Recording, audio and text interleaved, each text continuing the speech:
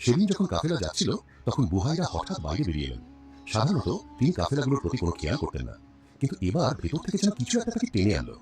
দূর থেকে তিনি কাফেলাটিকে দেখলেন এবং তার দৃষ্টি স্থির হয়ে গেল মুহাম্মদ সাল্লাল্লাহু আলাইহি ওয়াসাল্লামের উপর। তার চোখ জ্বলে উঠল। তিনি দেখলেন একটি মেঘের টুকরো যেন মুহাম্মদ সাল্লাল্লাহু আলাইহি ওয়াসাল্লামের উপর ছায়া করে আছে। যখন তিনি কাফেলার সঙ্গে একটি গাছের নিচে বসলেন তখন গাছের ডালপালাগুলো যেন নুয়ে এসে তাকে স্পর্শ করতে চাইছিল। বুহাইরার হৃদয় আলোড়িত হয়ে উঠল। তিনি তাড়াতাড়ি কাফেলার লোকদের ডাকলেন এবং বললেন, এসো, আমি তোমাদের জন্য দাওয়াতের ব্যবস্থা করছি।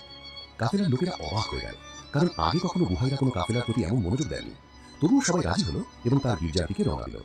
সবাই খাওয়ায় ব্যস্ত হয়ে পড়ল, কিন্তু বুহাইরার দৃষ্টি বারবার মুহাম্মদ সাল্লাল্লাহু আলাইহি ওয়াসাল্লামের উপর গিয়ে থামছিল।